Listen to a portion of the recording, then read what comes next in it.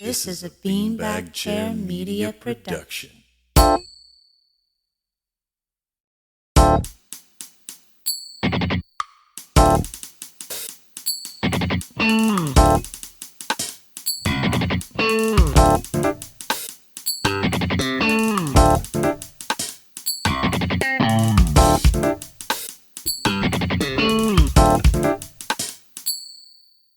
Hi guys, and welcome to Anime Noise. I'm Garrett. I'm a performing musician by trade, graduated with a bachelor's degree in music production, and have been binging anime for almost 2 decades. And I'm Emily. I am a classically trained violinist and have been indulging in the animes since I was a wee little human. And this is an anime review podcast, where we help the new viewer decide where they want to start while taking the superfan on a deep dive into the overlooked realm of music and sound effects.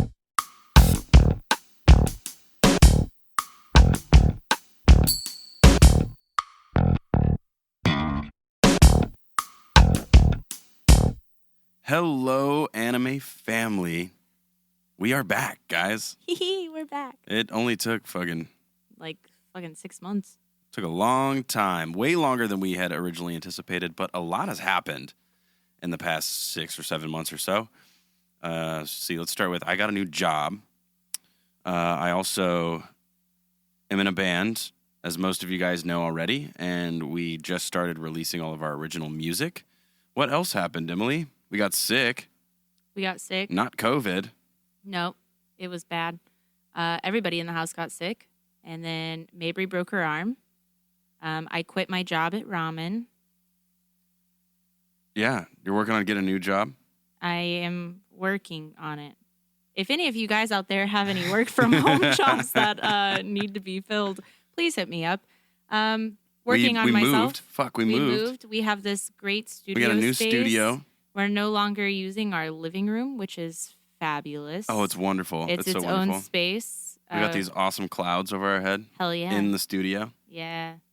We've done a lot. We've been busy. It's been a lot of time management and having Garrett learn how to have time management. Whoa. Yeah, it's probably true. That's exactly true. But nonetheless, we're thinking about you guys the whole fucking time. Oh, we've been kicking ourselves. We have been dying to get season 2 underway.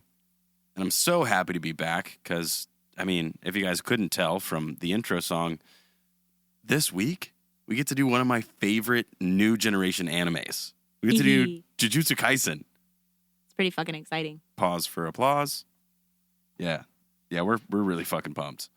And I hope all of you guys got to see Jujutsu Kaisen 0 in theaters as we did. Yes. Which was awesome. And side note there, if you guys are new, there's definitely going to be spoilers in this podcast episode. We just can't help ourselves. No, there's going to be spoilers. So that being said, you can listen through them. We'll do our best not to make any crazy spoilers or anything like that. But I do want to give you a tip before you leave. Watch the movie first. Oh, yes. Watch the movie first. I really think it'll make a lot more sense. We went and rewatched Jujutsu Kaisen Season 1. We usually always rewatch whenever, especially if it's something that we saw over a year or something ago. Anytime that we want to do an episode, we'll rewatch it mainly to focus on the music because the first time around, you're so involved in the storyline that sometimes, you forget to listen. You notice the music, but it's not something that you're listening for. So that we usually watch a second time around just to get an idea of how the music plugs into the storyline and what's happening. And Jujutsu Kaisen was an interesting one. I have a bunch of critiques and a lot of praise at the same time. It's very strange. Very mixed emotions. Lots of roller coaster of critiques here. Mostly good, honestly. We also have on this season, we have a new rating system. And of course, since it is anime, we will be rating the music and the audio out of 7 stars. Most of you guys should get that. And if you don't, you're too young to listen to this. Oh, my God. So let's get this fucking show on the road, shall we? We got tons to talk about. We have lots to talk about. This is probably going to be a pretty long episode. Just hold on to your butts. Hold on to your butts. Also, actually, I have one more thing to say. Okay. We fail. You want to know why, Garrett? How did we fail? You want to know why we failed? I mean, we fail for a lot of reasons, but what's this one? We did not do well on our New Year's resolution this year. Oh, we haven't. Well, the year's not over. The year's not over. Okay, honestly, you guys really want to know what it is? If you didn't know already, our New Year's resolution was to watch One Piece. To start One Piece. Yes, start One Piece, and we haven't done that yet, mostly because I want to film the process, but I also really enjoy smoking weed. That's truth. And so I'm just too high to film it. You know what I mean? It actually might be more entertaining. It'll be more entertaining. I think a lot of the reason too is that for this podcast we have to have content, and if we start something, we're binging it. We just watched the first season of The Rising Shield Hero in 3 days. Yeah, we did. That was really good. We also watched Platinum End. In 3 days. That one took a little longer because we watched it too late at night and kept falling asleep. Garrett kept falling asleep, just for everybody's information. But that's all I had to say, because I want to, it's like a continuation from our birthday party last year, and I would like to, keep that conversation going like the G's that we are. So, anyways, back to Jujutsu Kaisen. Let's get this show on the road. I'm going to take it away. Let's do it. This show aired October of 2020 through March of 2021 for the winter season. That is 24 episodes. And before we get into the summary, it should be noted that this anime won Anime of the Year in 2021 from the Crunchyroll Anime Awards. And in the same year, won Best Antagonist for Sukuna's character, of course. Duh. All right, summary time, Emily. All right, I wrote this one myself, and I'm not sure how I feel about it. But it's a great one. We're going to go works. for it. All right. Curses, which, as you should know by now, develop from negative emotions. And these curses are exercised by a secret organization, Jujutsu sorcerers, of which Yuji Itadori trains to fulfill the long-term goal of killing Sukuna, the special grade curse dwelling within him. That's a good enough summary. That's I plenty. thought it was really good for no spoilers. Yeah, that's pretty goddamn good. Now, get it, Emily. Now the studio, don't let it go to your head or anything. Oh, I'm letting it. Yeah, you are. The studio that made this anime is a titan of studios, Mappa. Of course, you guys should all know them by now. Oh, yes. Yes. It is also licensed for streaming by Crunchyroll and for home video if you want to buy it through Viz Media. Yes. Now, the original creator, I'm going to let Emily take this one because she has done so much research. 4 pages worth here that I'm reading from. I got a little carried away. All right. You did a great job. Original creator, Gege Akutami. The pen name of the JJK manga. Kind of an unknown gender, but we're all kind of getting the idea that it's a man. But for purposes, we're just going to say they. Yeah.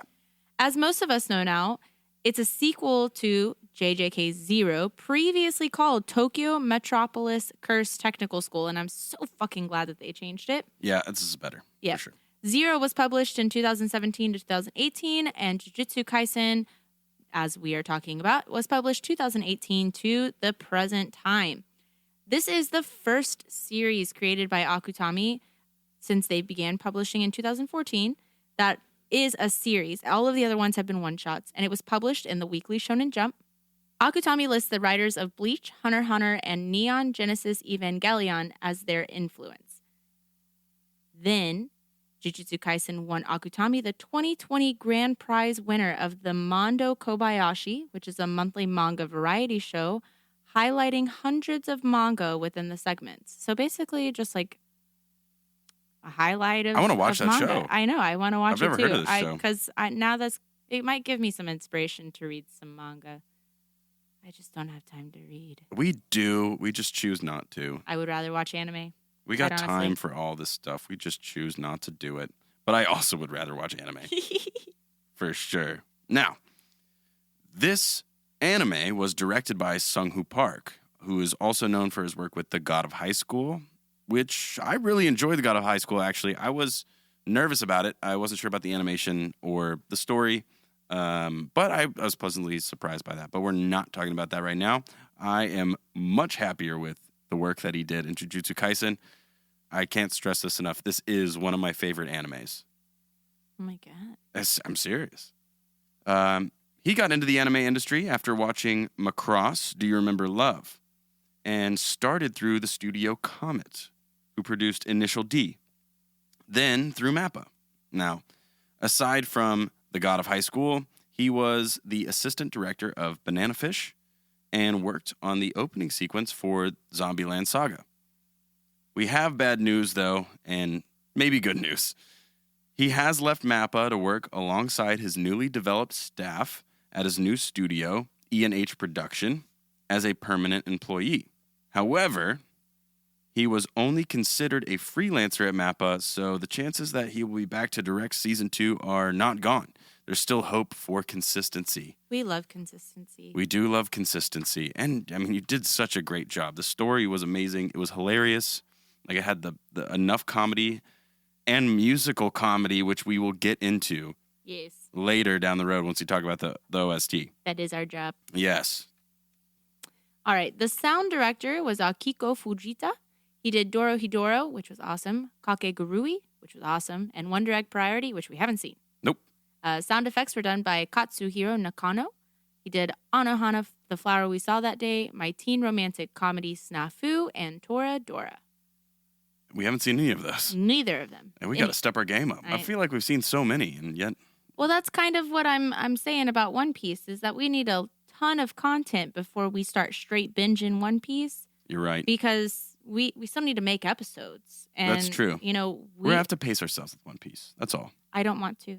You ready to binge it? I'm ready. I think we can do it like, seasons at a time. I don't like Same with the Black Lagoon. We still need season 2 of Black Lagoon. That's okay. Now, I am super excited because we got the credentials out of the way for the anime. It's time for the music, everybody. It is time. I think this is one of Emily's favorite openers. This is one of my favorite openers, and honestly, probably one of my favorite bands. I have so many saved songs on my Spotify from Eve, and they show up on my release radar like nobody's business. Oh, yeah? Nobody's business. I have so many songs saved by them, and all of them are so good. It's so crazy. They are very good. They're super talented. I really like Eve, too. Well, opening number 1, Kai Kai Kitan by Eve. It appears on episodes 1 through 13, and it was released as an EP with 6 other songs in December of 2020 under the Toys Factory label titled Kai Kai Kitan / Ayo no Waltz. The EP peaked at number 3 on Oricon and number 1 on the singles chart, of course, which I do say so myself is very, very well deserved. I'm reading Emily's notes on that one, but I agree with that statement, Emily. Thank you. And the song highlighted, Kai Kai Kitan, exceeded 250 million online streams. Those savages. Straight savages. Straight savages. That's a fuckload. Eve, let's get right into him. The singer and Vocaloid producer who got his start on Nico Nico doing covers in 2009. Nico Nico is a Japanese video sharing platform. He is influenced by pop culture, specifically movies, various movies, when creating music. Eve is also featured in Dororo. Row your boat. He's featured in Dororo. And Josie, the tiger and the fish, which I've heard is very, very, very sad. I haven't actually heard of that one. That's like a tearjerker anime. Oh. Fun fact about Eve, he has a non-album single based on It's Gonna Be Me by NSYNC. Sorry, It's Gonna Be May. We're coming up on May, aren't we? Yeah. Sweet. Like in a couple of weeks. Fuck yeah. Yeah. All right, I'm ready to listen to it. Let's fucking listen to it. Let's do it. I'm so ready. All right. I have 90% learned this on my violin. 90%? 90%. The beginning is really hard. The opener or just like the whole song? Just the opener. Okay. So you got 90 seconds that you got to learn. You got 90% of 90 seconds? 90% of 90 seconds. Heard. That's a really hard song to play on a violin. I haven't even tried to listen to it, to learn it. So let's do it right now. Fuck it. Let's go. Do it, Garrett. Here it is. I know you got it. Kai Kai Kitan.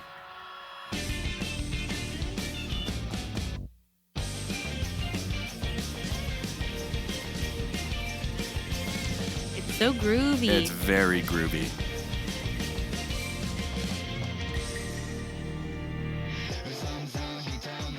And I love the effects that they put on his voice. Oh yeah, that At the very production beginning. technique is Yeah. really cool. Lots of saturation. And then they clean it up. Yeah, that's what I mean. Like they put an effect on it, and then it's just like zooms into a whole new level. You got Gojo in the opener right there. And Sakuna. Like if you're not humming this after this episode is over, then we're not doing our jobs correctly. And they just did a really good job with the opening sequence as well. They highlight all of the characters necessary and doing all of their technique. Cool little bridge section here. I guess you could call it a bridge. More like a post-chorus. We'll turn around back into it. Cool bass line.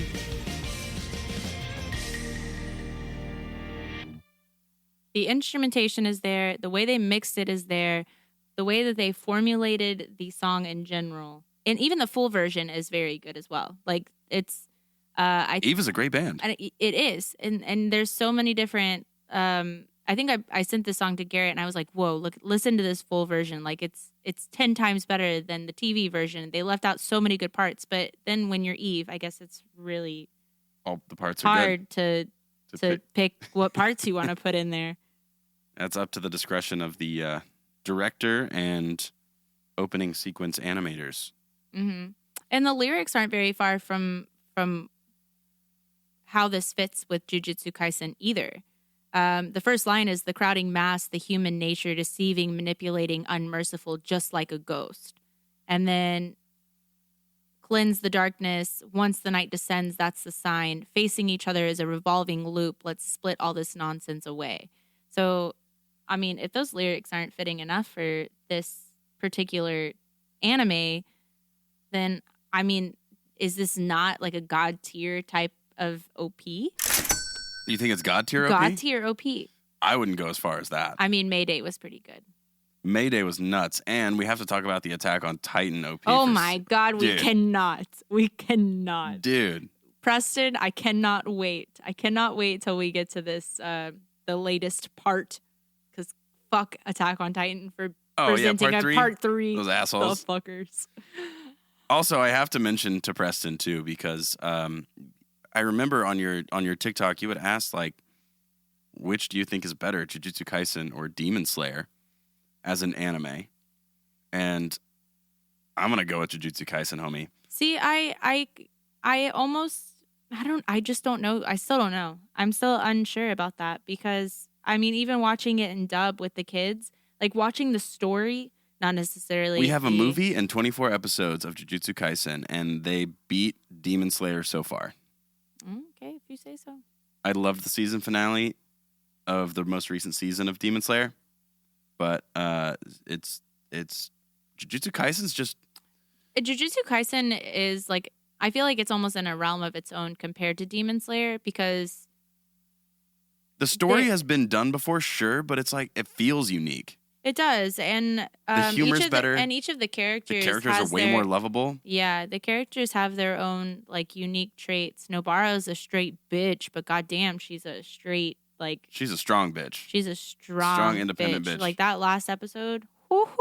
Oh, that was awesome. I got so excited waiting for that episode, and it was so funny because we kept falling asleep every time we'd come to the finale, and I'd wake up and I'd see Nobara's last straw doll resonance technique. And I'm like, son of a bitch, I can't wait till we can watch the whole scene again. But alas.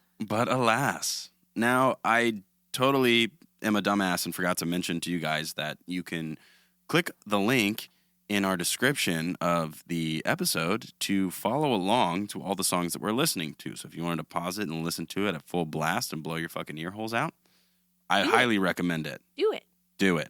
Fucking do it. Yeah, there's a YouTube playlist for you guys down in that description. So I think we can move on to ending number 1. Ending number 1. Did you cover enough of the lyrics that you wanted to go over? Yeah. Cool. Yeah. All right, ending number 1. Emily, take it away. Ending number 1, Lost in Paradise by Ali, featuring Aklo. This one was covered episodes 2 through 13. It won the best ending sequence at the 2021 Crunchyroll Awards. Now, this particular ending, I was super skeptical of. Like, very skeptical of. And as a critic, I have to be a critic here, it doesn't belong on every episode of the 13 or the 12 episodes that it was on. No. It belongs on some of them. It feels to me like a filler episode ending, and this show didn't really have fillers. No, not at all. There's like some humorous episodes where it could have, it definitely belonged at the end of those episodes, but they could have done better. For example, we'll get into it when we talk about the OST. Keep going with the ending. So this one was released December of 2020 as their second single. It was never released on an album. It peaked at 28 on the Oricon. Now, Ali, which strangely stands for Alien Liberty International. Love it. They are a multinational hip-hop funk band hailing from all parts of the world. They formed in Tokyo, but they're all from Europe, America, Asia, Africa, like basically the true melting pot of a hip-hop funk band. Alien Liberty, baby. Mm-hmm. Active since 2016. And then we've got some tea spilling for you. Yeah, some juicy deets. But I also got some facts. I didn't have to highlight it, but I'm gonna. The drummer, Kahadio, was arrested and indicted for ATM fraud, which caused the band to go on an indefinite hiatus in March 2021. Now, I remember that. I'm pretty sure, this was kind of all over the place because their song was taken off of Spotify. It was like a kind of a big deal. However, as of November, the hiatus has been lifted just without the former drummer. So they are continuing to make music, but they found a new drummer, which I don't blame them whatsoever. Yeah. ATM fraud's kind of a big deal. Indeed, indeed. The band has also been featured in Beastars with their very first single. Now, it's quite important to mention this. So Aklo, who's featured on here, is a Japanese-Mexican hip-hop artist. His debut album was released in 2012 and debuted at number 1 on the iTunes overall chart. He was also selected as the best new artist on iTunes that year. So there's quite a bit going on with these two artists. And I can now groove to the song because it's grown on me. I like the song Standalone. Yeah, I like the song Standalone. I also agree. It doesn't really fit. It definitely doesn't fit every I didn't like set. it on episode 2. I did not think it fit. I do enjoy the ending sequence, though, as a whole, because it does add to that, like, it grabs the personality of the characters. It's got some comedy and a little bit of irony in there, too. But even at the beginning, I had a problem with that as well. But, yeah, I stand behind what I said. It doesn't belong on every episode. Yeah. Not at all. So let's listen to it, right? Yeah, let's do it. I think that's what we do. That's what we do here on this podcast. Here we Nice. go. Lost in Paradise. Love the saxophone, though.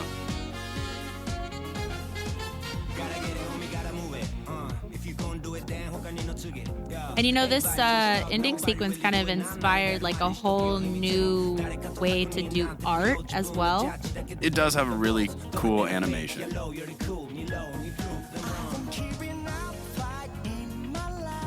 And the hook's really cool. It's a groovy fucking song. It's also kind of nice because I really don't have to, translate because it's mostly in English.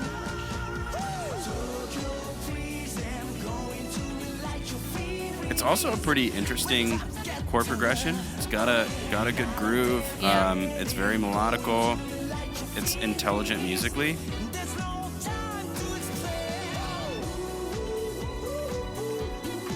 I usually hate ooh-oohs and ah-ahs. I guess, well, yeah, I mean, that's pretty pop. But it fits here.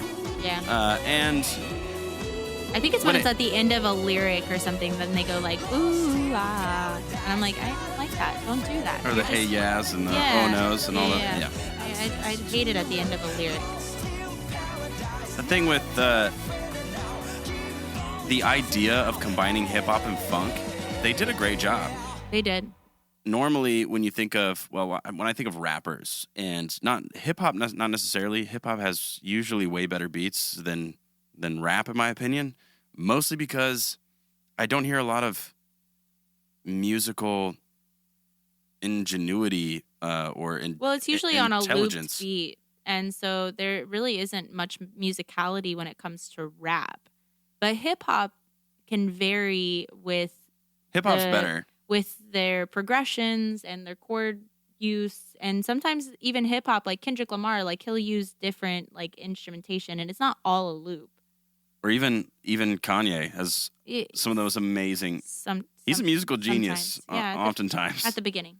he's He a was musical genius. at the beginning. I will still. Now he's just fucking crazy. I don't want a blanket statement all of rap and hip hop as a whole, because there are some very intelligent musicians in those genres, but I just don't hear it a lot on the top 40 or whatever.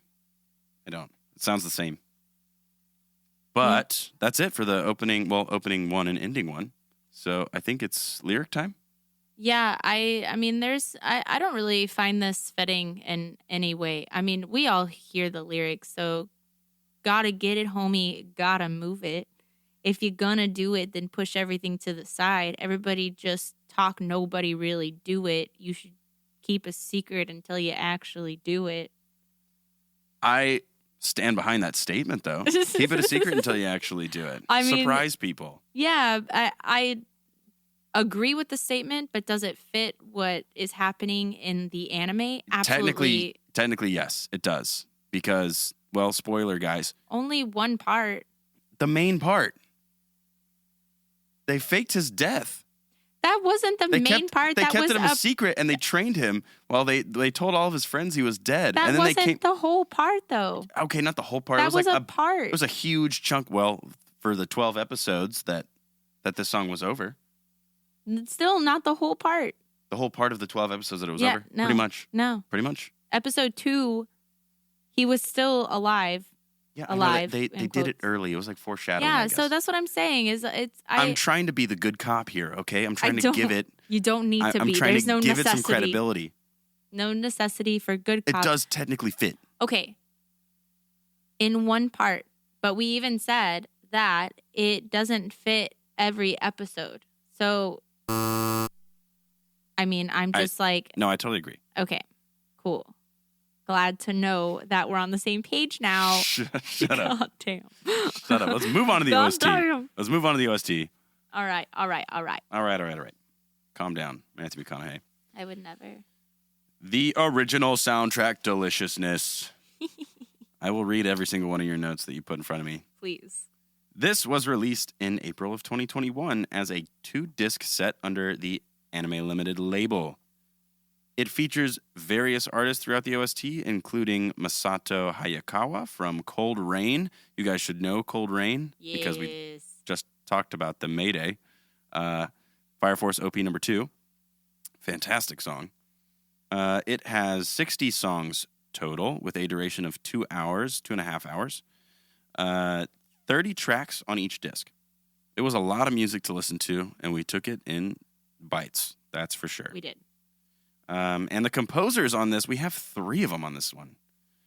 Arisa Okehazama. We're going to make fun of ourselves for how poorly we're pronouncing your names. I'm so sorry about that. They are new to the anime composing world with only The God of High School as their credit prior to Jujutsu Kaisen, which means that Sunghoo Park probably liked them a lot to bring them in again for the musical composition team for JJK. Also, we have Hiroaki Tsutsumi, a seasoned composer. First anime composition was Hyperdimension Neptunia in 2013.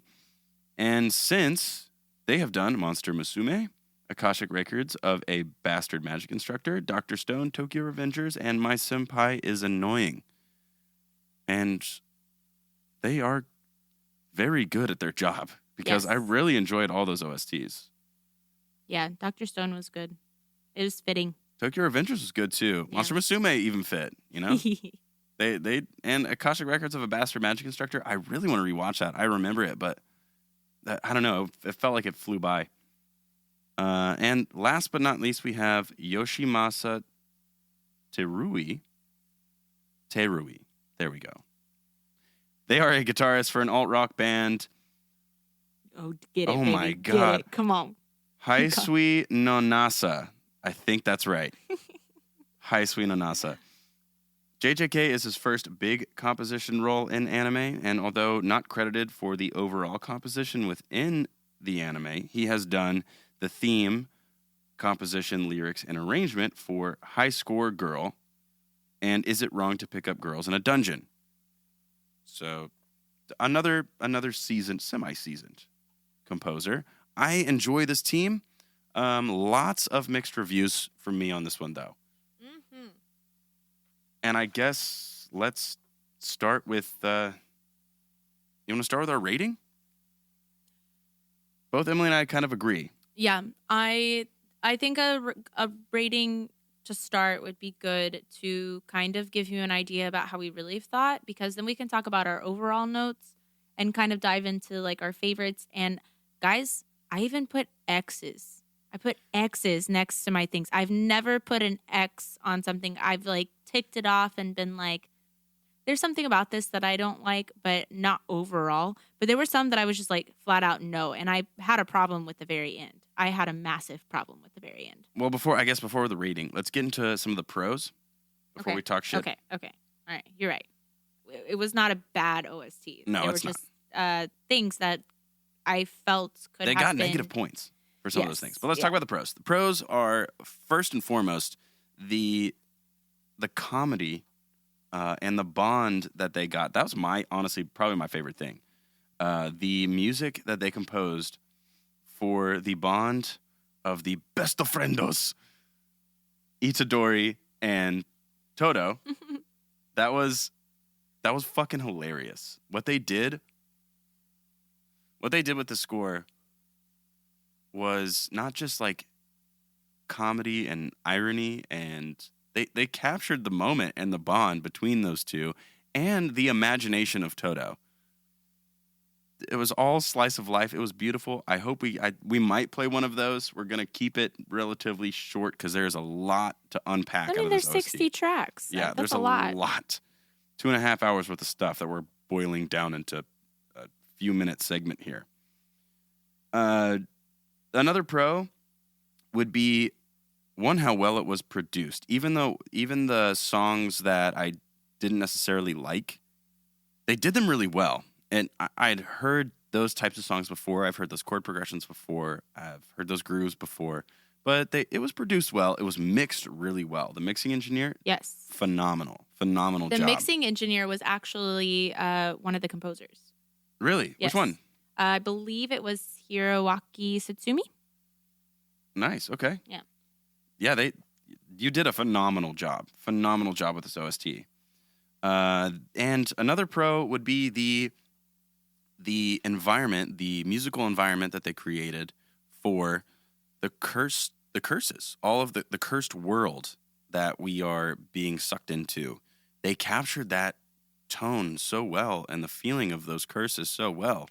Whether it was powerful curses, weak curses, using curse techniques, it was cohesive.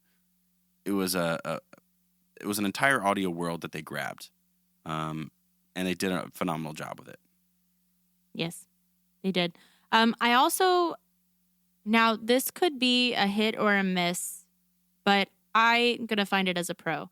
So they really jumbled up the composers. So one of my first notes was this OST is unexpected. Like you never really know what kind of turn it's going to take. And something that I liked up until the very last 4 songs was that they kept it thematically correct for the theme of curses. They stayed on theme throughout the entire OST up until that time, and they were all done by all 3 different composers had their own way of developing the curse sound. And so I really liked that you kind of got a take from each of the composers on what they saw as curses, and yet they all kept it in the same bounds of thematically EDM music. Yeah, you know? not just EDM too. It was also But it was motivical too. they did a really good job, and I think the Curses were probably my favorite songs, aside from a couple other ones that I gave stars.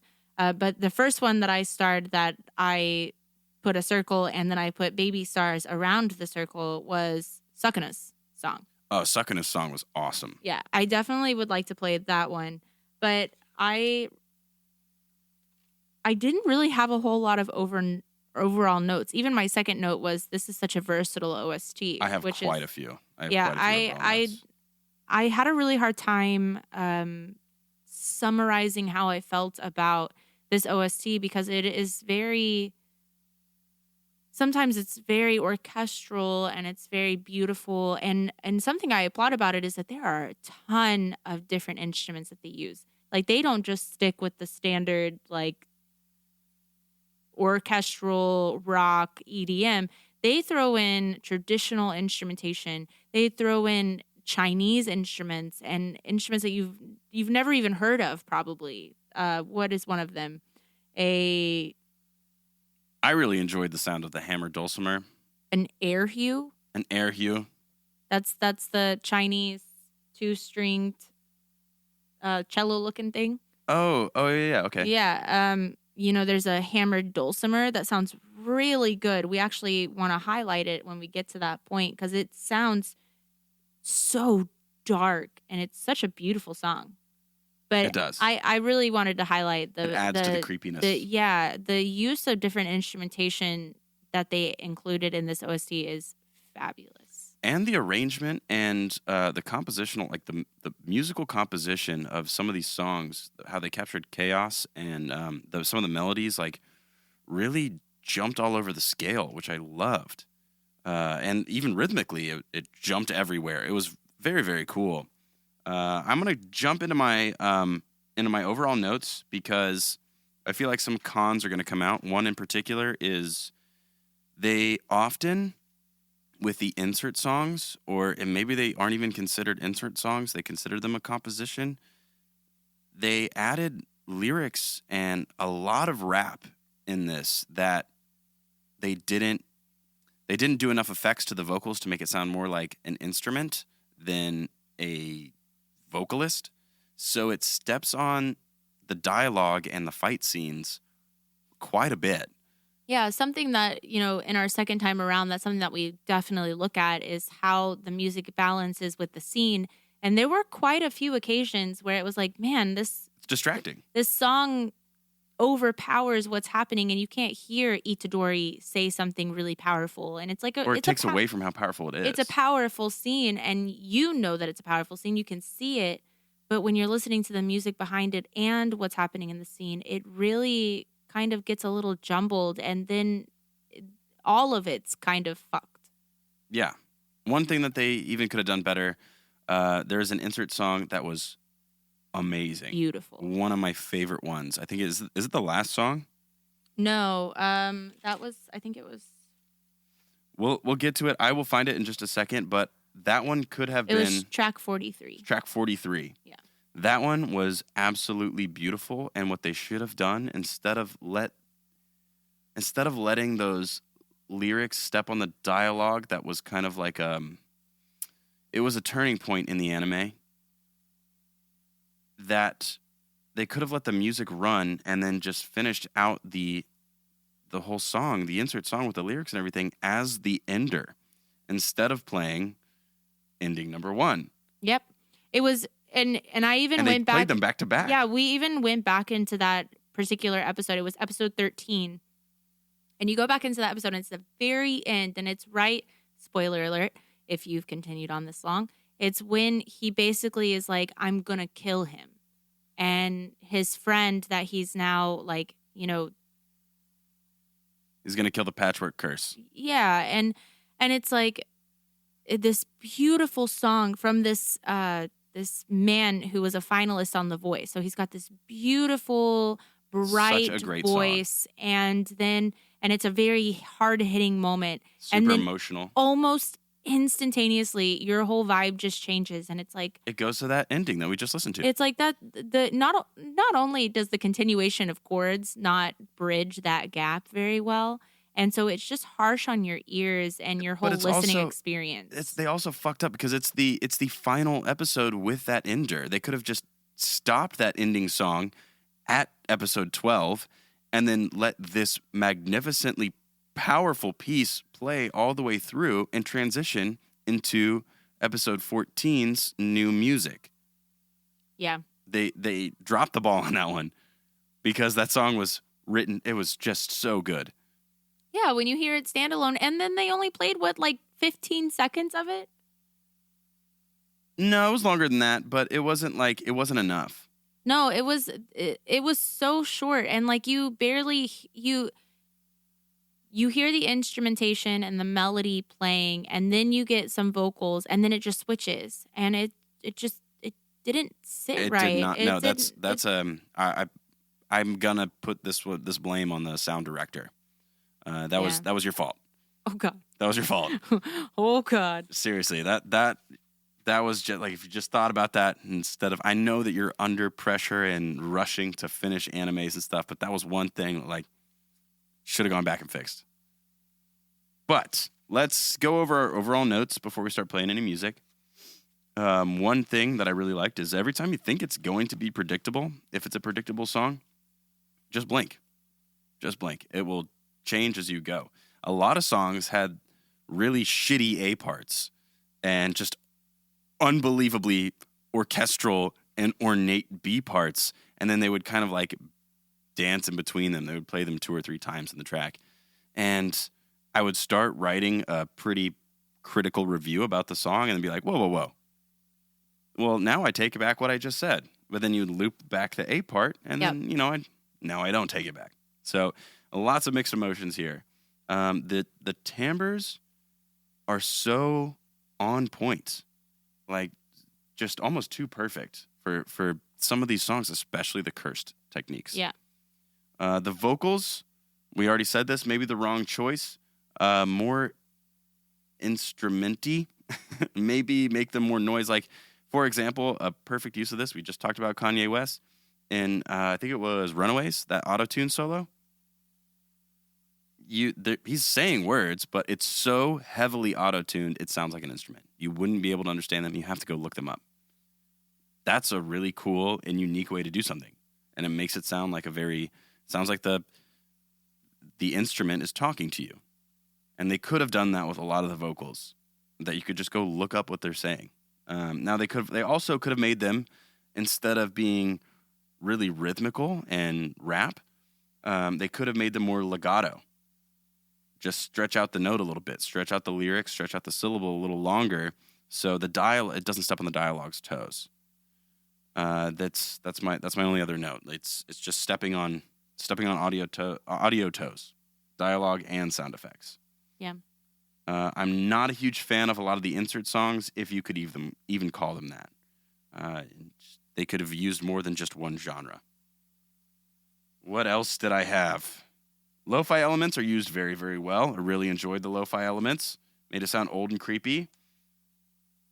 Or just enhance the not so low, the hi-fi elements. It's nice contrast there. Some of the coolest chord progressions and chord choices I've ever heard in any OST so far. Seriously. Awesome. Even competes with Sawano. Yeah. It's very intelligent musically. And this one, 43. That's what it was. Dialogue could have been planned better for this awesome piece. It also could have been the ender for this episode. Dumb transition to the ender. It was awful. It was not a good move. And some of the songs, like this one, number 47, A Curse Born for Mankind, it was very well built for the audio world for curses. It was very intelligently put together. And then I have to talk about 48 and 49. One, that's an amazing transition. And that's the comedy gold right there. That is the musical comedy gold that fits the context of the scene. Great fucking job. The only other critique that I have is towards the end of disc 2, really like the last 10 songs or so. There's a lot of random shit happening. Yeah, Garrett liked them, and I did not. I liked We had them a whole standalone, but I conversation. understand why you don't like them. It's almost like a bonus track. Like they could have put it on another disc that was like, here's the shit that we also had. Other than that, though, I mean, that's all my overall notes. Yeah, I've already said all my overall notes. You didn't really write that much overall, No, did you? I didn't. I mean, it was it was a lot. It was a lot to take in, and it was a lot to really like specify how I felt about it, because it varies from each song. Each track is so different, and you've got funky, and then you've got orchestral, and then you've got these like amazing singers. Like all of the singers that they have featured on these tracks are like recognized by Idris Elba, or a finalist on The Voice, or has played with Tech Nine. You know, it's like they have talent on it, and standalone, it's not horrible. And the multicultural across the board is fucking amazing, because these are all like English American lyricists with like English lyrics playing on these over these Japanese composers. And it's, you know, it's pretty awesome how they combine all of that. But I'm just so confused, for lack of a better word. Yeah, that's fair. Yeah, I could see why you're confused. Yeah, I don't know. It's not bad. I feel like I'm exerting that I don't like the OST. It's just, and honestly, I said the last 4 tracks, and really it's like the last it's not even the last, it's like the 6th to 8th to last that I'm like, this is a hard no from me. They got X's. Yeah, I could see why you'd do that. Standalone, they sound okay. Meh. Overall rating for this OST, out of 7 stars, I think we're both going to give it a 4.5. 4.5. I really was teetering on 5.5. And then towards the end there, and with the cons that we already described, it lost it for me. It really got some negative points. Now, it could have been a 10 out of 10. Like, it could have really been a 10, a 7 out of 7, I guess. It could have been 7 out of 7 because it was just killer. Most of these songs were killer. And I think if it was 40 tracks instead of 60, it would have been. But we have to look at the whole thing. So that's how critical we're going to be. It's a 4.5. Yeah. I was teetering between a 4 and a 5. So 4.5 works for me. I'll give it 4.75. Oh God. That's my if you want to get real Here's an technical. extra 25%. That's right. You get an extra quarter there. Let's get into our favorite songs. Sure. You want my full stars, my half stars, and my Just full stars. Cool. Because I had a bunch of random half stars. I got an interesting key here on my notes, guys. Like I have half stars. I have some are just circles, which really means just talking point. Some of them are half stars, which are underlined, which are like 0.75 stars. You know what I'm saying? And then we have the full stars. We also have talking points that are negative with the downward arrow, and the talking points that are positive with the upward arrow. I even gave a song that had an upward and a downward arrow. My God. This shit is all over the place, man. It really is. It was a crazy listening experience. So just full stars and go a little slow. Okay. Slow. Let's just have everybody keep up with this so they can listen to both of our favorite tracks. Okay. So my first track that I actually, you know what? I starred 3 in a row, full circle stars. Okay. Track 8, Ryomen Sakana. I had that one too. 9, The Scariest. Me too. 10, Your Battle Is My Battle. I didn't. That one got a talking point. I even wrote in all caps. Like, what? Who am I? I did 18, Countermeasure for Domain Expansion. Okay. 20, Curse Womb Must Die. 23, Power of Special Grade Curse. Mm-hmm. 25, Jujutsu Sorcerer Megumi Fushiguro. 29, Apology for a Defeat. We had a lot of the same ones. 32, Blood. Mostly for blending of genres. So that was more of like a talking point. 35, 7-3. 39, the words that came from deep inside my gut. 43, stand in the darkness. That's that insert song that we've touched on. And then, oh God, I start a lot, guys. See, I'm not that bad. 53, upbringing. That was a massive, awesome ballad. I loved that. 54, liar for the violin solo, of course. Of course. 55 had a circle with an X. And then my last full star was 59, remember. And You had more stars than me. I honestly was looking so forward after the range of songs that we had gone through that I had X. "Quote unquote" bonus tracks. Yeah, That we're calling. I was like, this has Homeboy from Cold Rain on it. I was like, I expect greatness, and I got it, and I got it. I had. Let's see here. So we did have a lot. I had 8 and 9, just like you did. Okay, you didn't have 10 though. No, I did not have 10. I had. There's a big gap between them. I had 23, 24, and 25. Okay. 29. Okay. That was that Hammered Dulcimer song. Yes.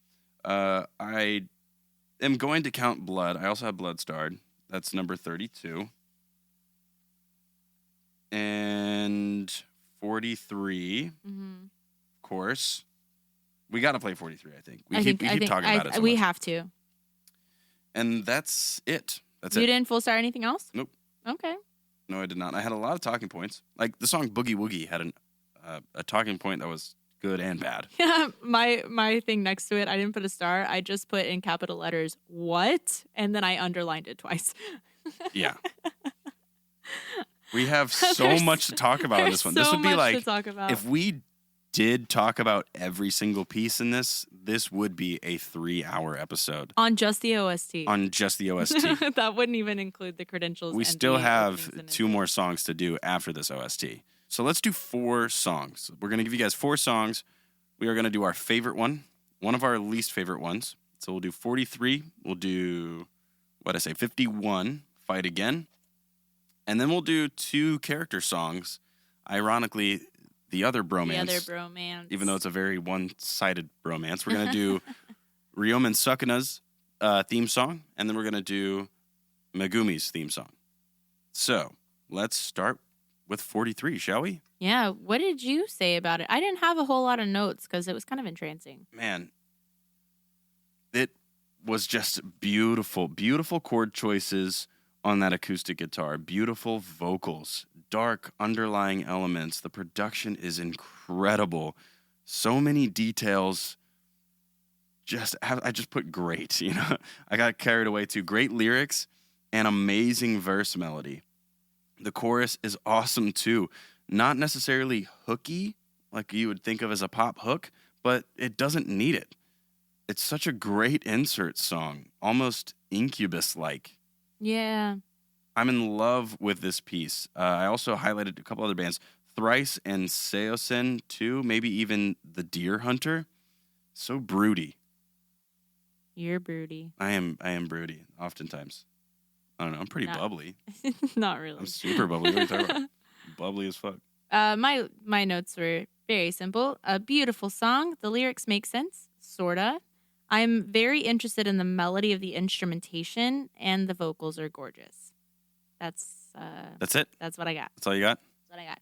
All right, well, let's fucking take a listen to it, shall we? Let's do it.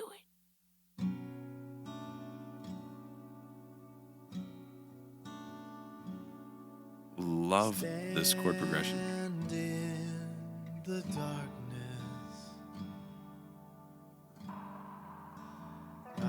And they capture the space between those chords, like they fill out the gaps of space so well. It's cold. It sounds dark. Stare at the floor No wonder he was the finalist on The Voice. His voice range is very saturated and pretty and fitting.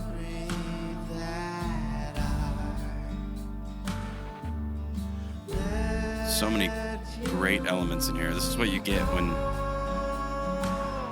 a composer writes a hit song. This is my favorite composer on this OST. Hiroaki Tsutsumi. Who also mixed, right? Yes. Yeah.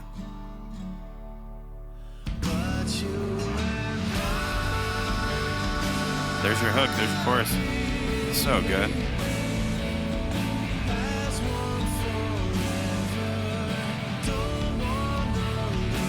And for this scene particularly, it fits so well. The power behind the emotions. Like, is this not an emotional, invoking song? So emotionally evoking. It's because of how intelligent the melody is. It borrows from other, like, parallel keys. We lose our mind. This should have been the fucking closer. Sometimes it just Like, if they At least had for just episode finished 13. playing it out until the very end, like, you would have been stuck in that feeling, like, fuck, like, he is feeling some type of way right now. there's no going back. So this vocalist is Steve Memolo, for anybody who might want to go check out any more of his music.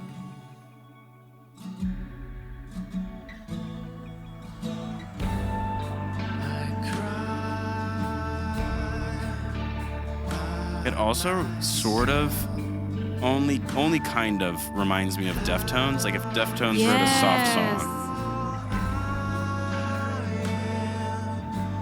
Especially with the instrumentation in the back. That's very reminiscent of Deftones. And very thricey too. Yeah.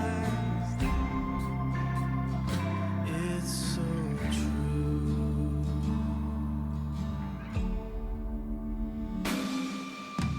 But I'll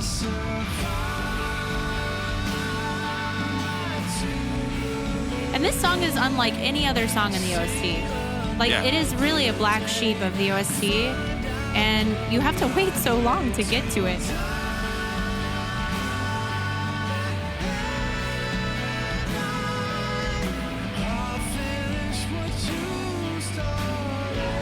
I really wish I were in the brain of somebody who compiled the order of the OST. Yeah, I don't know who gets the save for that, but maybe the sound director. I don't know. God, this song's so good. And it's one of those songs that I'm not even going to talk about the bass line because the bass line is just there to be supportive. It's subtle too. It's not overpowering. You focus on the vocals, you focus on those very forefront, the guitar. But it's got all the production elements and effects that you would want out of a piece like this. And that acoustic guitar. Jesus. keeps on spinning That guitar. as if nothing had happened. I think about the end credits of this episode just rolling out as they hit that last note. God, it would have been perfect. It would have been perfect. They fucked that one up. They dropped the ball on that one. Seriously. That was number 43, guys. Go listen to that song. So good. All right. Without us talking over it. That was probably our favorite song. And let's get to this. I don't think it's our least favorite, but it's definitely a con. It didn't get an belongs X, on the cons list. but it didn't get a star. Yeah, it belongs on the cons list. I did not like this song. I thought it took away from the OST. This one is number 51, Fight Again. So for this one, my first word was funky and still traditional, but not Japanese. It sounds like it has its own standalone integrity, like as an ending to another anime. The melody or like the breakdown in between the main theme was probably my favorite part. And this is the one where they bounced back and forth. Like only the B parts were my favorite parts. Yeah. It was a really pretty spotlight on a flute and the traditional style with the shamisen. So they did end up bringing it back around to traditional Japanese, but it was just weird. I don't know. It's a pop song. It's a pop song. It's pretty cheesy, honestly. The saving element of this entire song is the flute for sure. The ambient elements, the plucking, and the pad are also a great parallel to the intense pop that is this song. It is cookie cutter pop with flavors of intelligence musically, but still not that great of a song if you include the main verse and chorus. The B parts are done so much better. And it personally doesn't fit the anime to me. I don't that's what brings it down to 4.5 on one of the songs. 4.5 stars. So let's listen to Fight again. Here it is.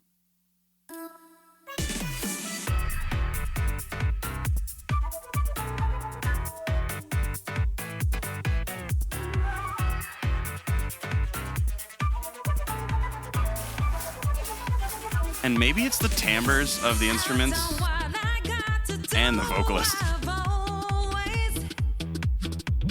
Because if I'm imagining the song as like a heavier song. Yeah. With more gravel on the voice. More grit, even. Like a rock song. Now, I know I'm a rock fan, guys. It might sound biased. But it just doesn't fit to me. So this vocalist, her name is Chica. She was also in Beastars, Dr. Stone, God of High School. And she does like a lot of the background vocals for this OST. But I just don't know how to feel about it. Yeah, here's B part. Oh, so good. The B part's cool. So pretty. The pads are great. The plucking's cool. That's actually not even plucking. It's a hammer dulcimer. Yeah. So Cool look, we still groove. highlighted that instrument. God damn it.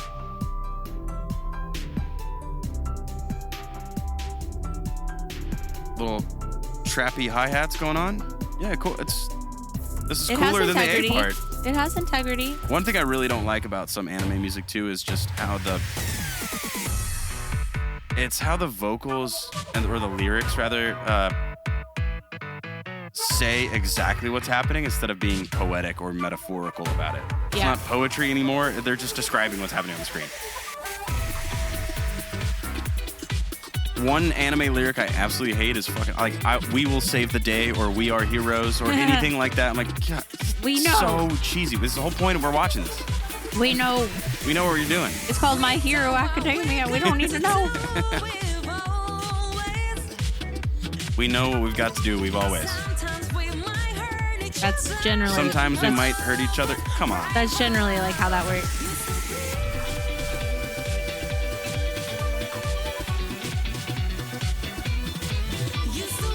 Like, instead of sometimes we might hurt each other, how about the pain and anguish we inflict on ourselves? You know, that's... You could write better lyrics. Come on. I'm pretty sure And she then we got wrote this cool those fucking lyrics. breakdown.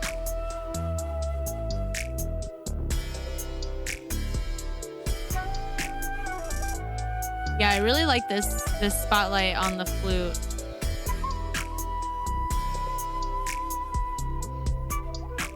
This is the Irish flute. This is the Irish flute that they use. Yeah. That's why I was like, it sounds traditional. It's not a But it- shamisen.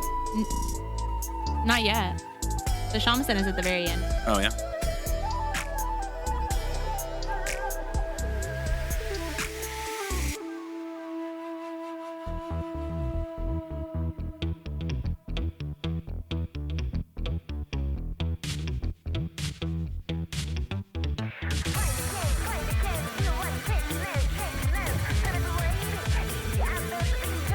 Now, this is a better use of production techniques where you distort the vocals where you're not listening to the lyrics anymore. It becomes more, at least a little closer to an instrument.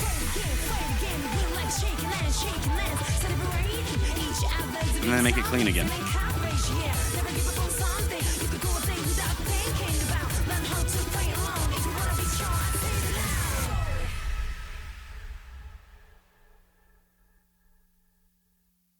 Yeah, not my favorite. No. It's one of those songs that takes away. Let's get into the character songs, at least two of them. Yeah. I'm ready for Sakana. I had a lot of notes on that one. I had a lot of notes on that one, yeah. Yeah, we wrote like 8 to 10 pages of notes on this one, guys. Yeah. There was a lot to talk about. A lot to talk about. All right, so Ryomen Sukuna, I said it was godly, god of curses, spiritual even. It feels ancient. The string section and the exaggerated legato was beautiful and eerie. The oboe on top of the sliding violins is scary as fuck. This fool pulled out all of the orchestral creeps, again with Hiroyaki Tsutsumi. The cellos and the bass with the elongated beauty, violins, and the whole orchestra, they just slip in that tiny grace note. It's so unexpected and creepy. Like they just, and if you don't know what a grace note is, it's not even it's like an accidental? It's not even an accidental because an accidental happens outside of a chord. Whereas a grace note is on, especially when you're playing violin, and this could be, I don't know, but this could be individual to like strings. But when you played, like it's not even within the counted measure. It's just an extra note. Just extra. It's just extra. It's not given like your beats per minute and like any of that. Like it's just like a quick note. Like you just play it very fast and slide it into the next note. That sounds to me like it'd be a ghost note, but if you're sliding, it is very similar to what you use as what a ghost I would note. consider a ghost note. Because a ghost note for me is like an implied note. Like you don't actually hear it necessarily. It hides underneath. So it's notated very differently than like a standard. It's more note. rhythmic. Yes, it is very rhythmic. So and then he brings around the vocal lead again as if it were to remind the listener that while the scare factor is there, he's considered an ancient god amongst curses, and you can't help but respect the character. So they did a very good job arranging this track because it highlights all of what you consider Sukuna. Like you're really not really while watching the anime or reading the manga, which could be a totally different experience. I have no idea. We didn't read it. What I know from the anime is that Sukuna, I want to hate him because he's a curse and we want to kill him and that's the whole goal. But I don't dislike him. Like he gives Itadori the power to kill these curses for him, and they're helping save people. So it's just like it's confusing. It's a roller coaster. I'm mind fucked. I don't know. Now my notes for this one, it's just so dark and menacing, wild sounding, and it just gets more powerful.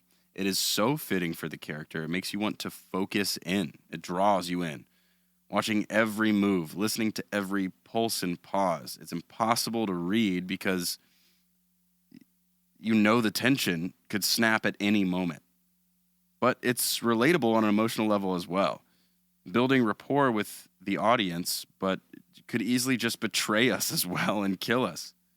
Such a moving string part. Man, what an awesome piece. That was my notes for that. So let's listen to Ryomen Sukuna.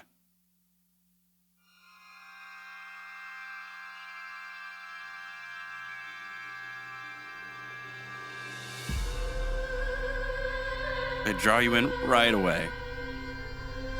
But like those they have an vocals, organ in there too. The vocals really like add that ancient, godly feeling. Same with the organ. Yes. And the percussion. So cool.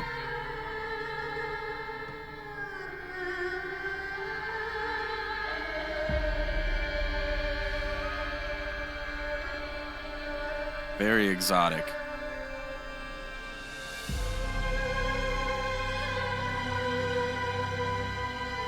And they keep drawing you in with it.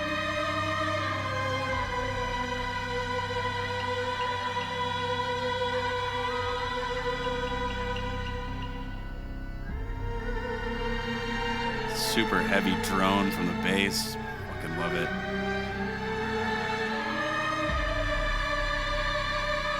Cinematic percussion.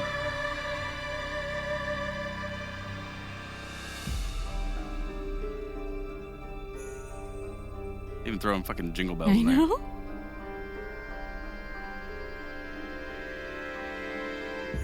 So much dissonance, tension.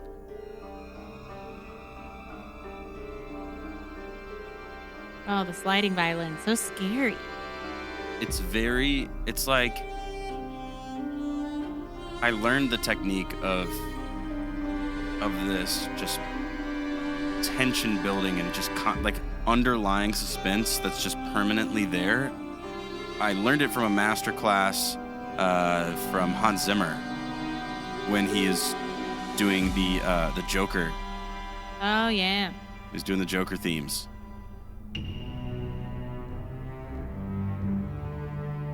The best Joker themes.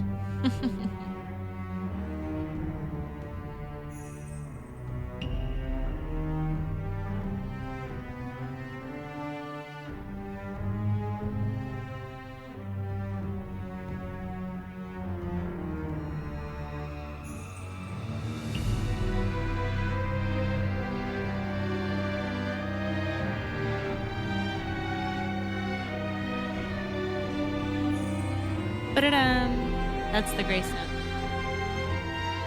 Doesn't fit rhythmically, but it adds to it. Exotic. Just feel. like just a tiny bit for me to notice.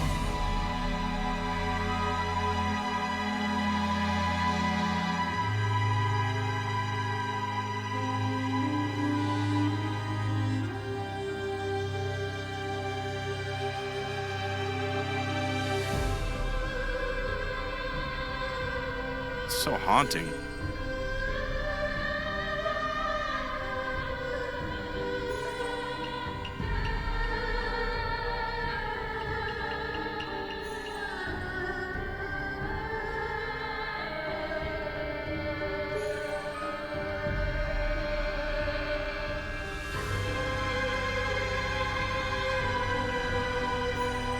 And I love that underlying arpeggiated chord that they have.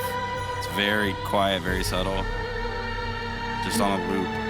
And they do a really good job with dynamic. Like they tell you the way that too. there's swells and then there's just like, you know, you get a little bit louder with the vocals.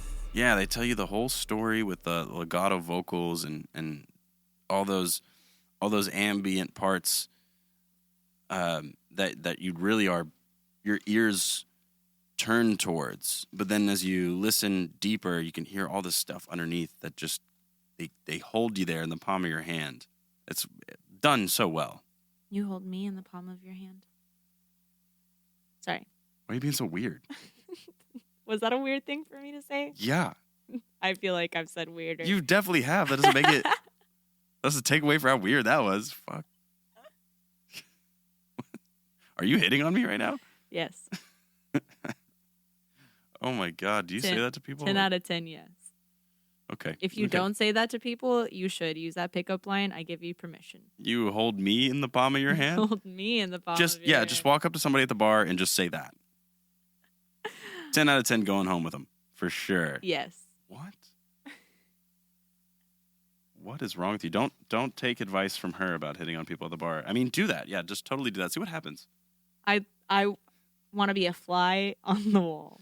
No, we're going to stop. We're going to just nip that right in the bud, okay? We're going to stop and move on to our next song.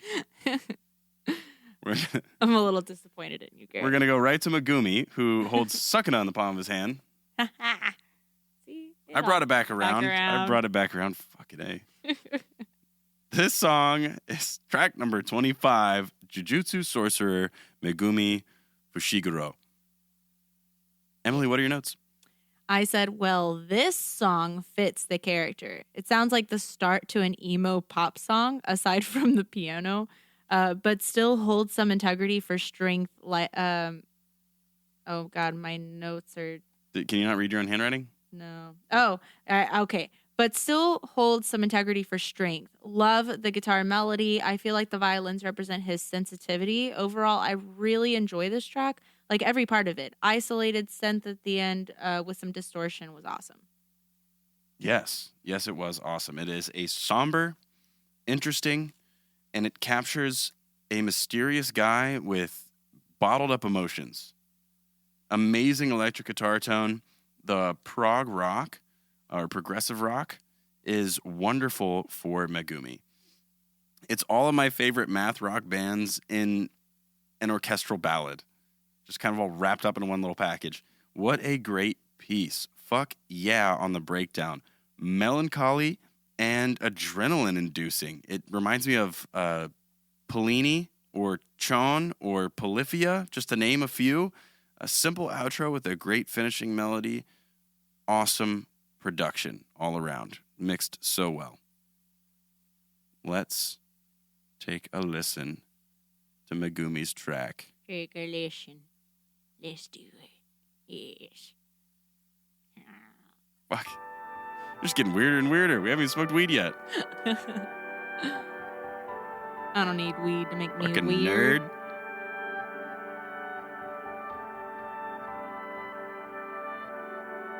Right, sounds like the beginning to an emo pop song.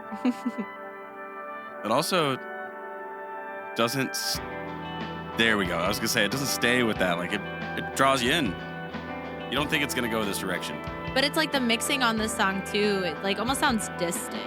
I like the slightly broken, clean guitar tone. It's just broken up a little bit.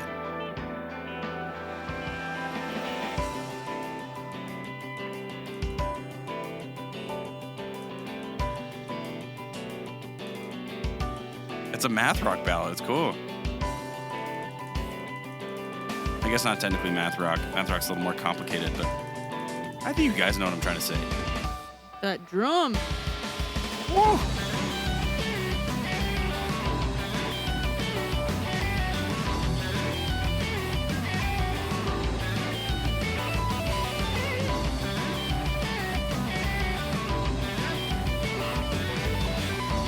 So cool. This one was written by Yoshimasa Terui. That's a different one. Yeah. Nice.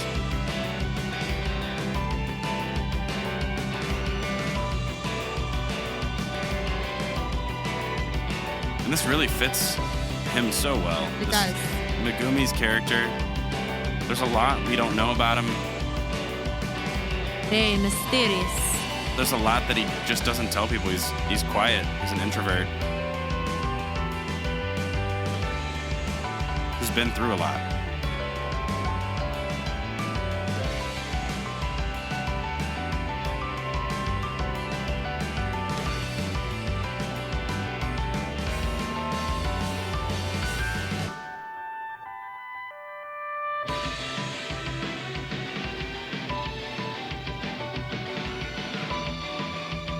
And it's got this grit to this ballad that kind of reminds me of, not the grit necessarily, but the ballad, the melody reminds me of something from My Hero Academia, but then they make it Jujutsu Kaisen.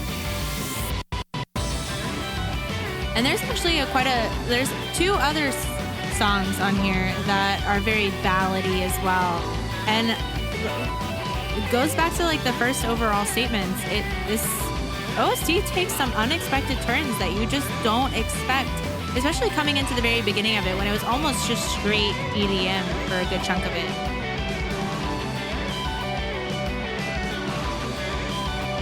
I love how they give the complicated chord progression and leads to two different instruments. They give us the piano as well as the guitar. Yeah.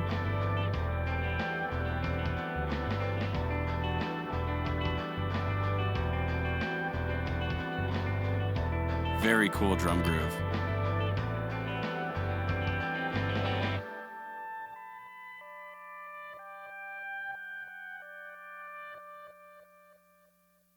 And then they release you with that little breath of fresh air out of that complicated song. It was progressive. It was ornate. It was intelligently composed. I loved every piece, every part of that piece.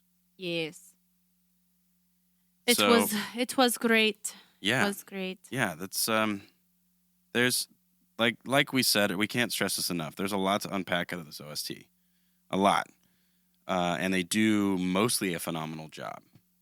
There was just some, I don't know, maybe it's because it was rushed. Maybe it's because they're under a lot of pressure. We'll cut them some slack, and I can't wait to break down the OSTs for the movie. Which is, spoiler alert, next week. That'll be our next week's episode. Yeah. We figure since we're on this train, it's still in theaters, keeping it relevant, y'all. That's right. And yeah, reminder, watch the movie first. If you haven't seen it, I don't know why you'd be listening to this podcast. I don't know why I'm saying this again. You shouldn't be listening this far in. Don't listen. You shouldn't be listening this far in if you haven't seen this season yet. But yeah, I can't wait to do that, and I can't wait for season 2. Yeah. God, I cannot wait for season 2. All right, Garrett. I think it's time to move on to OP2. Yes, let's move on to OP number 2. It is Vivid Vice by Huya Extended. It appears on episodes 14 through 24. It was released as a single in February of 2021 and on an EP of the same name. The single took first place on Oricon's pre-release. Huya Extended. They have an incredible lead singer who makes up the central role of this ever-changing music unit formed in 2019. So new. He got his influence from the music his mom listened to as a child. Don't we all? That's not true. I don't. My mom listened to a lot of Creed. So did Love my you, dad. Mom. And John Denver. Love you, Mom. International rock is what his mom listened to, and cites Chester Bennington from Linkin Park as his main influence. He just released a full-length album in November, and they're also featured in Psychopass, Psychopass 3, Nighthead 2041, and Build Divide Code White. Haven't seen any of I've heard a them. lot about Psychopass. I know it's Yeah. really dark and kind of cool, so I'm looking forward to that one. I haven't heard of the rest of them. Nighthead, Build Divide, interesting. Yeah, so let's take a listen to it, shall we? Shall we? Yes. All right. Yeah, so we can get on to the ending. Is that your favorite one? Yeah. Okay, yeah, let's get through this. Oh, but this is a great one, too. Oh, no, it's so good. It's not bad. I just, like... I forgot what it was for a second, and then I heard it right away, and I was like, yes. All right. I much prefer this opening to the first one. What? I do. I don't like that. You don't like that? I don't like that. It's got a better intensity to it for this anime. But the opening number 1 has a really good... It introduced the anime really well. I don't think they're even comparable. They're of the same... They're of the same. Love this guitar tone. Especially for this part. Let me break it down. Get a little heavier. I can't Get talk. into the chorus. I'm lip syncing.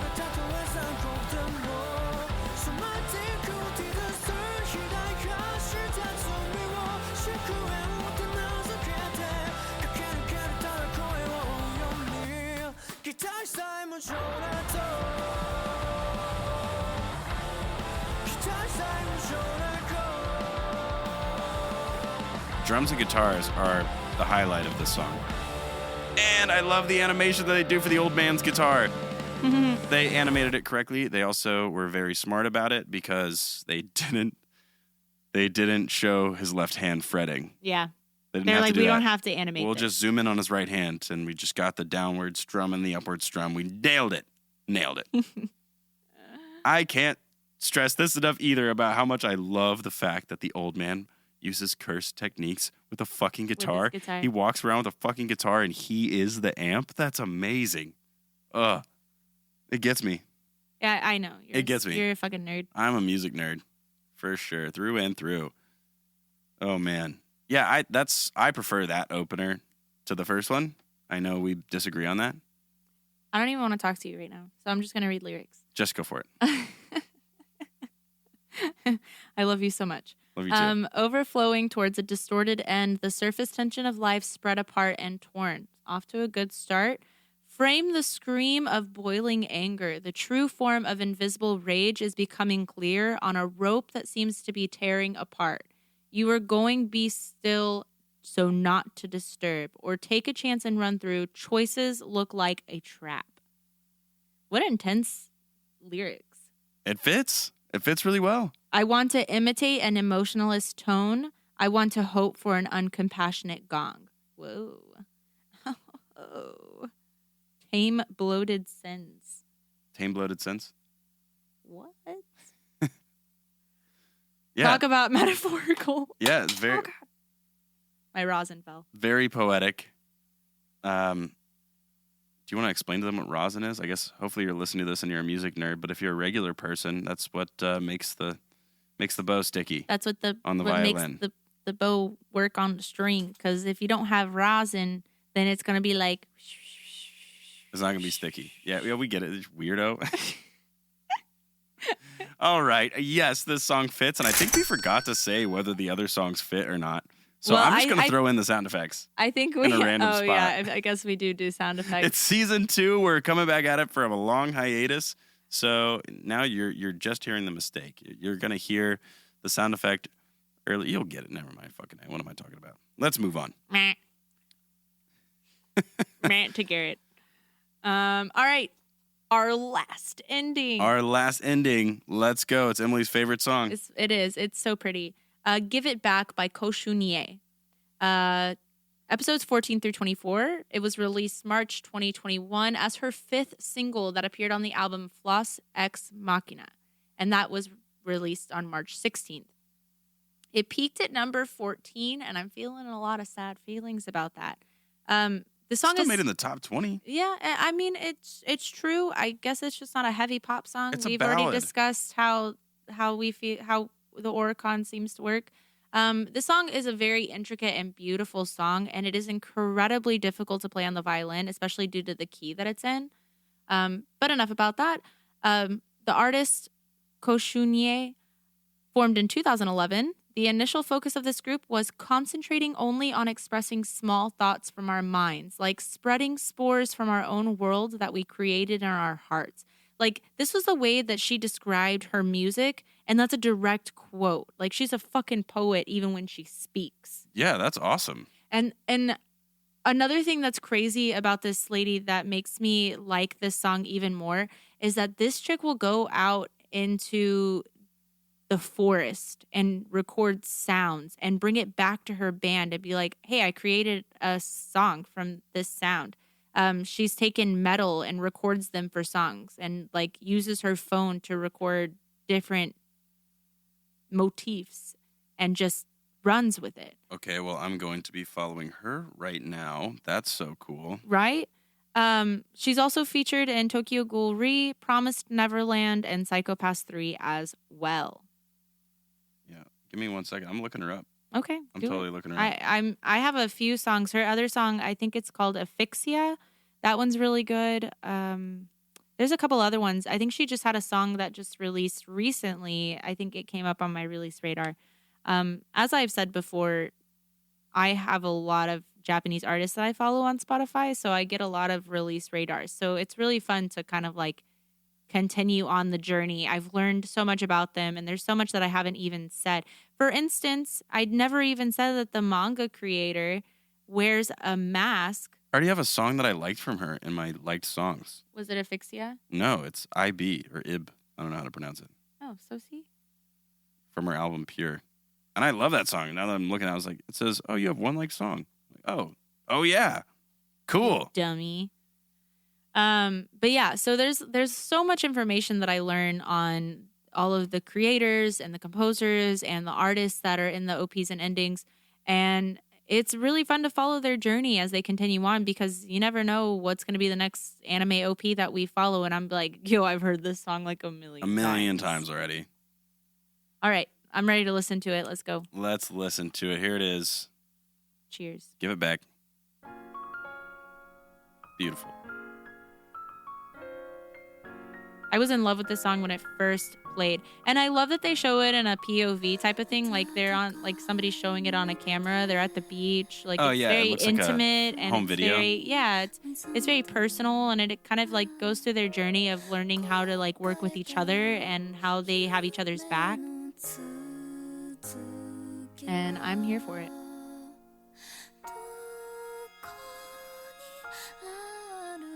And also that every day is a fucking journey. Like, you know, you have these memories and this is what you hold on to. Yeah, and a bunch of little moments that make you who you are.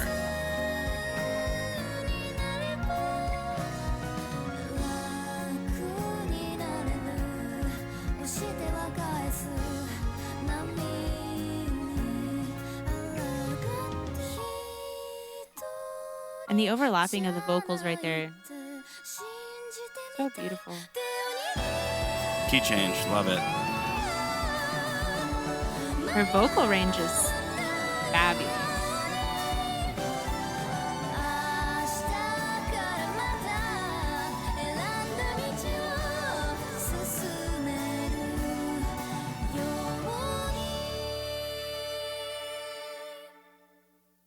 I also love how they, in the ending sequence, the animation, it's Yuji filming the whole, like, all these sequences, and then pretty much right about the right before the key change happens, it's they even animate it to where it looks like a vertical video, like Yeah. TikTok or any phone video, you're holding it vertically, and it's Yuji filming, and then right before the key change happens, I think it's Nobara that's like, "What are you doing? Stop filming. Come hang out with us. Yeah. Come on and hang out." And then that's when the key change happens. They go to the wide screen, the full screen animation, and they just bring all the characters in and show them all having a good time together. It's really cool. The full version of this song is also very good. There's a lot of elements that they take out of this, and I totally understand why they do it, because this kind of holds the same very laid back progression of chords. The lyrics are really short. There's a lot of syllables and not very many words in English. I woke up with warm tears, whereas the continuation of the impatient dream is lonely.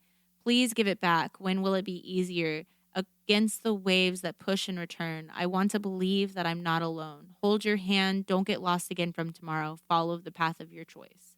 So it really does go back to like memories and like, can we go back to a time where we're having fun on the beach and, we're just having fun, we're playing in the water, but on a daily basis, you're battling curses and afraid of death. Yeah. And they do a good job with like the anime itself does a great job of capturing those filler moments without making them filler episodes.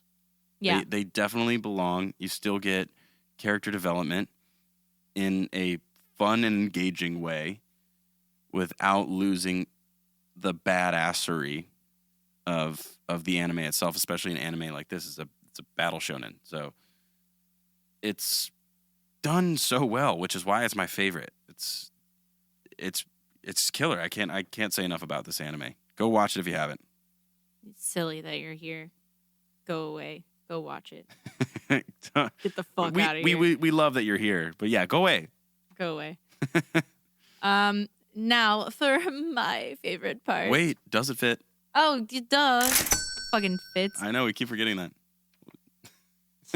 Duh, it fits. We didn't have to say anything. I could have just thrown a sound in there. Yeah. All right. What is the time? What is the time for now, Emily? Fun JJK facts that I think you'll enjoy. I like your tone of voice there. You sound like a true weeb. Yes.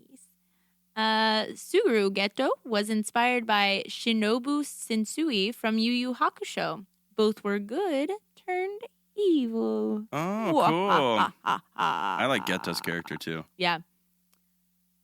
Likewise, Mahito has been compared to Thanos by the creator Akutami due to being able to see the good and evil in both of them from various perspectives. Yeah, he's a freak. A freak. He's a freak. He's a freak. All right, and this is probably my favorite because it's very true. So Jujutsu Kaisen is basically a healthy mix of Hunter x Hunter, where power levels are determined by the use of life energy, and World Trigger, where characters channel energy using weapons and abilities. So it's original and not at the same time. That's what I was saying. It's like it's something that it feels really unique, even though if you break it down and you truly analyze it, it's definitely been done before. I mean, a bunch of people are comparing it to Naruto, mostly for the main characters. It's like Team 7 all over again. Yeah. But it's its own. It definitely stands on a level of its own, and it can hold its own with big animes. I really hope it becomes a big anime. Like, I know a lot of that is popularity. I know Demon Slayer has kind of taken over the world right now.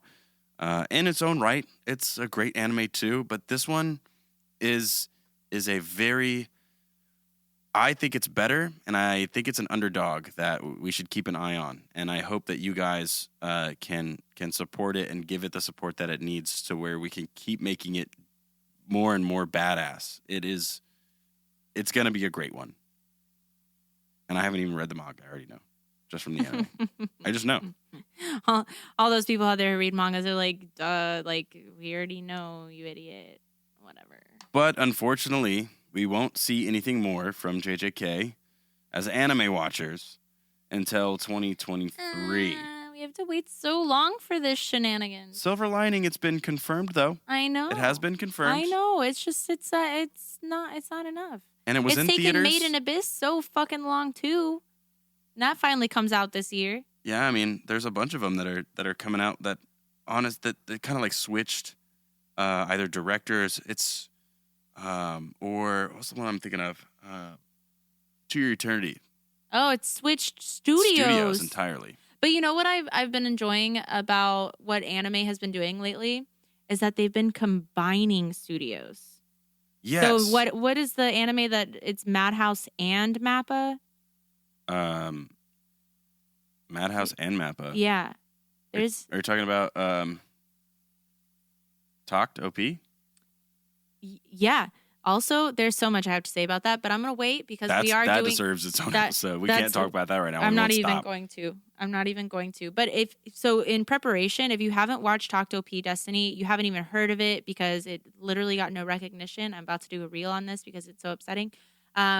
Go watch that anime now to give yourself enough time to when we actually cover that episode, because that will be in the next 4 or 5 weeks. If you listen to this podcast because you're a music and an anime fan, go fucking watch Talk to OP. Do that. It's like, think of music that we felt about Angel Beats, but so focused on a totally different dimension. We nerded out over Listeners, and Listeners wasn't even a good story. I appreciated it because of all the Easter eggs that I got out of it, because I'm a fan of all of those things. It was an anime for me, it wasn't a good one necessarily. Not for the typical anime fan. If we're going to compare it to good anime, it's not a good anime, but it is for me. Now, Talk to OP is a fucking good anime, and it's for everybody that loves music. And has an appreciation for that. Yeah, and you know me, classical nerd, like that shit. Oh my god. Okay. Yeah, but we'll go watch it because I want you guys to be fully involved in that episode, and I am so excited to do that one. We're going to do Fire Force season 2 coming up. We're gonna do JJK next week again. And then we're also going to be doing one of my favorite songs from Adventure Time that I feel like is quite fitting for my post that I made today. So, yeah. Yes. That's what we got going on. Yes, we do. We actually know what we're about to do. And we totally didn't practice our outro here because we had a script for it in the last season, and it's been so long I totally forgot what it was. But one thing I would like to say is if you guys do like this podcast, if you appreciate music and sound effects and anime and being a fucking nerd all around, if you want to support us and keep it going, we do have an Etsy shop.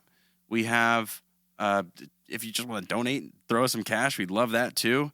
Or go rate us on Spotify or Apple Podcasts. That's even better. Yeah, just go rate us so more people can hear that are interested in what we talk about. Send it to one friend. Send it to one friend, see if they like it.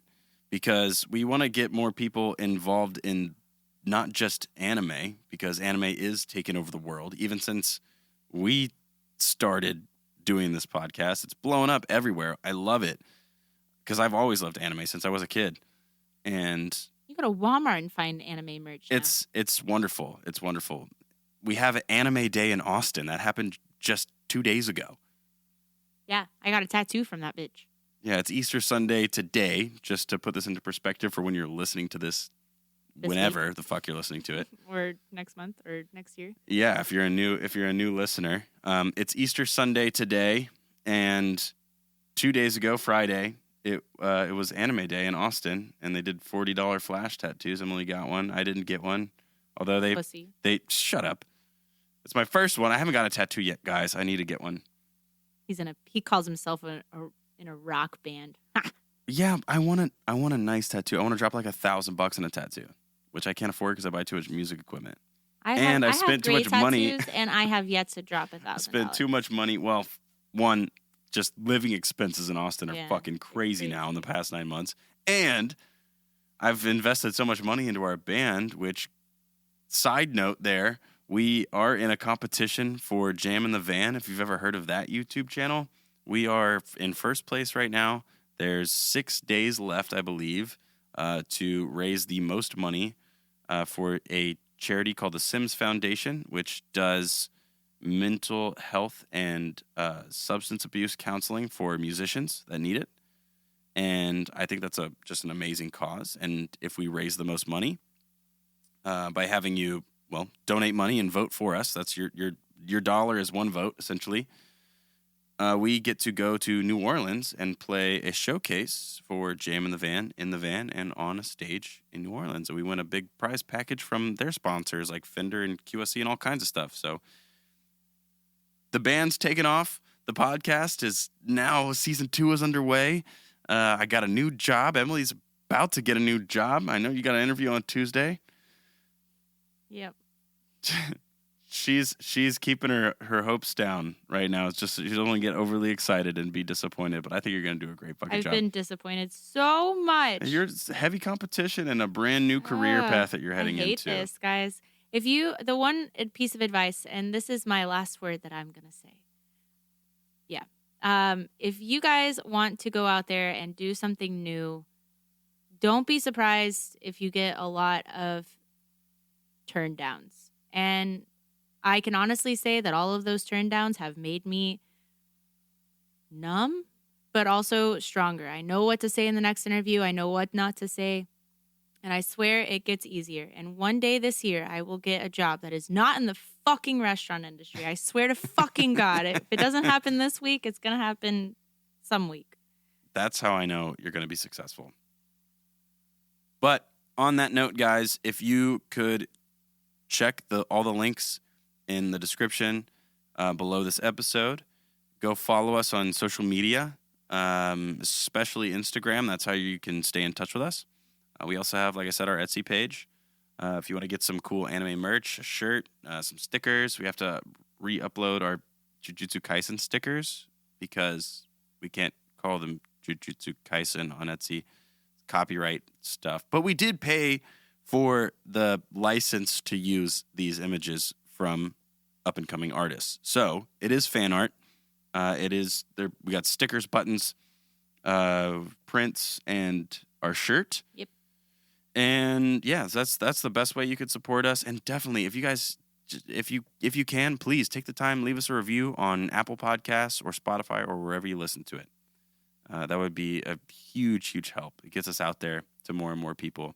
And I can't wait to keep season 2 fucking rolling. And I think that's it from me. So on that note, have a wonderful week. Happy fucking Easter. And tune in next week for another episode of Anime Noise. How'd that feel, Emily? Feel good? Yeah. It was nerve-wracking. It was nerving. It was nerving. That's how nerving she is. We love you guys. Bye, we'll see you next week. y'all. Bye. This has been a Beanbag Chair Media production.